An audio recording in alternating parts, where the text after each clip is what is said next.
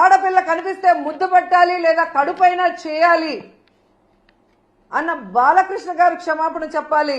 ఈరోజు నేను సూటిగా ప్రశ్నిస్తున్నా చంద్రబాబు నాయుడు గారిని, అనిత గారిని, లోకేష్ గారిని. క్షమాపణ అంటూ చెప్పాల్సి వస్తే అది మొదట ఎవరు చెప్పాలో తెలుసా? కోడలు మగబిడ్డని కంటే అత్త సంతోషించదని ఆడవాళ్ల పుట్టుకనే అవమానించిన చంద్రబాబు నాయుడు ముందు క్షమాపణ చెప్పాలి. ఆడపిల్ల కనిపిస్తే ముద్దు పెట్టాలి లేదా కడుపైనా చేయాలి అన్న బాలకృష్ణ గారు క్షమాపణ చెప్పాలి. అలాగే మీరు చూస్తే జగనన్న తన కూతుర్లు చూడడానికి లండన్కి వెళ్ళినప్పుడు ఆయన గురించి నీచంగా మాట్లాడిన లోకేష్ క్షమాపణ చెప్పాలి. అలాగే భారతమ్మ విజయమ్మ గురించి నిన్న ఎంత ఘోరంగా మాట్లాడారో మీరు చూశారు అనిత గారు, ఆవిడ క్షమాపణ చెప్పాలి. అలాగే నన్ను బండారు సత్యనారాయణ ద్వారా ఎంత దారుణంగా ఎంత బూతులతో మాట్లాడించారో దానికి బండారు సత్యనారాయణ మాట్లాడించిన చంద్రబాబు నాయుడు, లోకేష్ క్షమాపణ చెప్పాలి. అలాగే మీరు చూస్తే ఆఫీసర్స్ని గతంలో హోమ్ మినిస్టర్గా చేసిన సుచరిత గారిని, అలాగే నన్ను చాలా వల్గర్గా మాట్లాడిన ఇప్పటి స్పీకర్ బండారు సత్యనారాయణ గారు క్షమాపణ చెప్పాలి. అలాగే ఈ మధ్య కాలంలో టీడీపీ ఆఫీస్ నుంచి ఒక సైకో చేబ్రోల్ కిరణ్ అనేవాడు భారతీ మేడంని ఎంత అసభ్యంగా మాట్లాడారో మీరు అందరూ కూడా గమనించారు. మరి టీడీపీ ఆఫీసులో అతనితో మాట్లాడించిన చంద్రబాబు నాయుడిని, లోకేష్ ని క్షమాపణ చెప్పాలి. వాళ్ళ మీద కేసులు కూడా పెట్టాలి అంత ఘోరంగా మాట్లాడినందుకు. నిన్న మీరు చూస్తే మూర్తి గారి డిబేట్ లో సంబంధమే లేకుండా రేణుకా చౌదరి గారు ఎంత అడ్డదిడ్డంగా మాట్లాడుతుందో మనం గమనించాం. మరి ఆవిడ మీద ఎందుకు కేసు పెట్టలేదు? మూర్తి గారి మీద ఎందుకు కేసు పెట్టలేదు? ఎందుకు బిఆర్ నాయుడు గారు క్షమాపణ చెప్పలేదని నేను అడుగుతున్నాను. ఈరోజు సాక్షిలో మాట్లాడారన్నారు, అదే మాటలు ఆయన మాట్లాడిన విధానం తప్పు, కృష్ణంరాజు అనే వ్యక్తి. కానీ అదే వార్తలు టైమ్స్ ఆఫ్ ఇండియాలో వచ్చాయి, అదే న్యూస్ ఈటీవీలో వచ్చింది. మరి వాళ్ళ ఆఫీసుల మీద ఎందుకు దాడులు జరగలేదు? వాళ్ళ మీద ఎందుకు కేసులు పెట్టలేదు? కేవలం సాక్షి మీద ఎందుకు దాడులు చేస్తున్నారు? అలాగే ఎందుకు సాక్షిలో మాత్రమే ఈరోజు కొమ్మినేని గారి మీద తప్పుడు కేసు పెట్టి అరెస్ట్ చేశారని నేను అడుగుతున్నాను. ఎందుకంటే కొమ్మినేని గారి మీద ఎప్పటి నుంచో లోకేష్ కి, చంద్రబాబు నాయుడుకి కక్ష. గతంలో అమరావతి భూములు, 3 పంటల భూములు దోచుకొని రియల్ ఎస్టేట్ చేస్తున్నారన్న క్రమంలో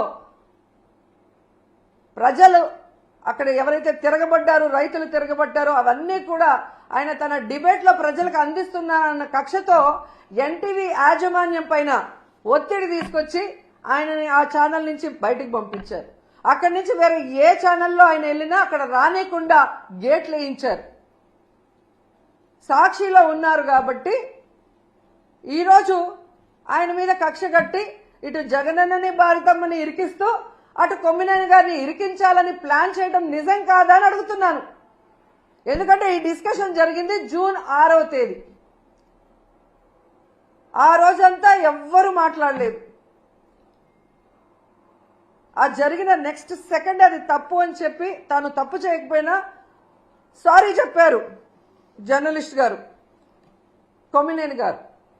అయినా కూడా ఆ నెక్స్ట్ డే జూన్ 7వ తేదీ లోకేష్ గారు, చంద్రబాబు నాయుడు గారు పని కట్టుకొని టీడీపీ సోషల్ మీడియా ద్వారా వైరల్ చేసి ఏ విధంగా వచ్చిన జర్నలిస్ట్ కృష్ణంరాజు గారు మాట్లాడిన మాటల్ని ఇటు సాక్షికి అటు కొమ్మినేనికి ఆపాదిస్తూ తన అనుకూల పచ్చ ఛానల్స్ లో దాన్ని ఎలా విష ప్రచారం చేశారు, తమకు అనుకూలంగా ప్రచారం చేసుకొని ఆ రోజు మధ్యాహ్నం 3:09 లోకేష్ ట్వీట్ చేయడం జరిగింది. అంటే ఒక పథకం ప్రకారం చంద్రబాబు నాయుడు, లోకేష్, డీజీపీ గారు, ఇంటెలిజెన్స్ చీఫ్ వీళ్ళందరూ కూర్చొని ఇది చేయకపోతే ఈ విధంగా జూన్ 6న మార్నింగ్ జరిగిన ఆ డిస్కషన్ ని జూన్ 7 మార్నింగ్ నుంచి విష ప్రచారం చేస్తూ లేని వాటిని వక్రీకరిస్తూ తమ పచ్చ ఛానల్లో అనుకూలంగా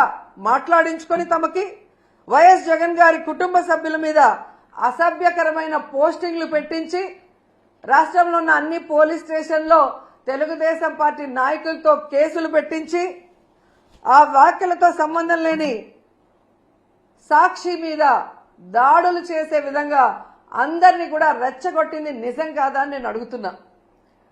ఆ తర్వాత 3వ రోజు జూన్ 8 అదే ప్రచారాన్ని తమ అనుకూల మీడియాతో కంటిన్యూ చేయిస్తూ ప్లాన్ ప్రకారం మధ్యాహ్నం 1:49 చంద్రబాబు నాయుడు ట్వీట్ చేశాడు,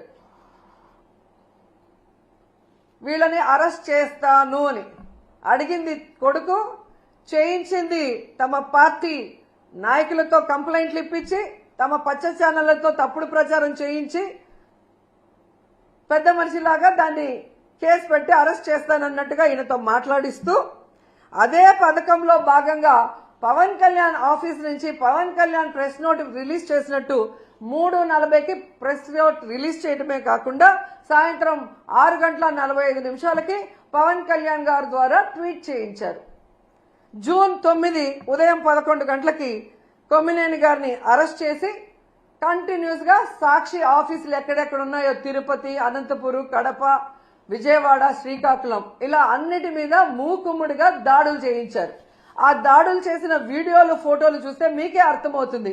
దాంట్లో ఎమ్మెల్యేల భార్యలు, కొడుకులు, కార్పొరేటర్లు, కౌన్సిలర్లు, టీడీపీ నాయకులు స్పష్టంగా కనిపిస్తున్నారు. అంటే ఒక పథకం ప్రకారం చంద్రబాబు నాయుడు కూటమి ప్రభుత్వం చేస్తున్న తప్పుల్ని ఎత్తి చూస్తున్న సాక్షిని, వాళ్ళు చేస్తున్న అవినీతిని ఎత్తి చూపిస్తున్న సాక్షిని, వాళ్ళు ప్రజలకు ఇచ్చిన హామీలు నెరవేర్చకుండా ప్రజలకి వెన్నుపోటు పొడవటాన్ని ప్రజలకు చూపిస్తున్న సాక్షి గొంతు నులిపేసి దాంట్లో ఉన్న సీనియర్ జర్నలిస్టుల అరెస్ట్ చేసి భయభ్రాంతులకు గురి చేస్తే ఇక మేము చేసే తప్పులు ఎవరు మాట్లాడరు, ఎవరు చూపించరు అన్న క్రమంలో ముందుకు వెళ్తున్నారు. ఇవన్నీ కాకుండా కొమ్మినేని వయసు చూడట్లేదు, ఆయన చెయ్యని తప్పుని ఈరోజు ఎస్సీ ఎస్టీ కేసు పెట్టి లోపల పెడితే ఇది ఈ రోజుతో పోయేది కాదు. మీరు పెట్టిన ఈ విత్తనం మహావృక్షమై మీ అందరినీ కూడా ముంచేస్తుందని కూడా ఈ సందర్భంగా తెలియజేసుకుంటున్నాను. ఎందుకంటే పచ్చ మీడియాకి ఎప్పుడూ బూతులు మాట్లాడటం, బూతులు టెలికాస్ట్ చేయటమే అలవాటు. ఇది గతంలో మనం చూసాం. సాంబశివరావు గారు ఎంత ఘోరంగా మాట్లాడతారు, ఎంత నీచంగా మాట్లాడతారో ఈ రాష్ట్ర ప్రజలు సెల్ ఫోన్లు ఉన్న వాళ్ళు యూట్యూబ్ కొడితే అర్థమవుతుంది మీకు. అలాగే మూర్తి గారు ఏ విధంగా వాళ్ళు వైఎస్ఆర్సీపీని అటాక్ చేయడానికే మాట్లాడి వల్గర్గా మాట్లాడించడం మనం కళ్ళారా చూస్తున్నాం. అసలు అంతెందుకు బీజేపీ నాయకుడిని విష్ణువర్ధన్ రెడ్డిని టీడీపీ నాయకుడు కొలికపీడి TV5లో చెప్పు తీసుకొని కొట్టాడు. మరి కొట్టించింది ఎవరు? రాధాకృష్ణ గారా, మూర్తి గారా? వాళ్ళ మీద ఎందుకు కేసు లేదు? ఎందుకు బీఆర్వీ నాయుడు క్షమాపణ చెప్పలేదు? ఏబిఎన్లో ఎన్ని వల్గర్ స్టోరీలు, ఎంతమంది మహిళల జీవితాన్ని నాశనం చేసే విధంగా మినిస్టర్స్ అని లేదు, ఎమ్మెల్యేలని లేదు, జగన్ గారి వైఫ్ అని లేదు, వాళ్ళ అమ్మ విజయమ్మ అని లేదు.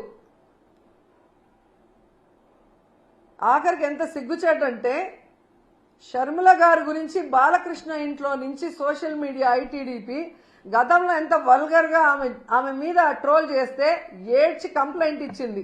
అలాంటి వాళ్ళకి ఈరోజు సపోర్ట్ చేస్తూ జగన్ గారు, భారతి మేడం క్షమాపణ చెప్పాలి అంటే ఈ రాష్ట్ర ప్రజలు ముక్కున వేలేసుకున్నారు. తప్పు చేయని మన కొమ్మినేనిని అరెస్ట్ చేయడమే కాకుండా ఏ తప్పుడు మాటలు ప్రసారం చేయని సాక్షి ఆఫీసుల మీద దాడి చేస్తుంటే వాటిని ఖండించదు.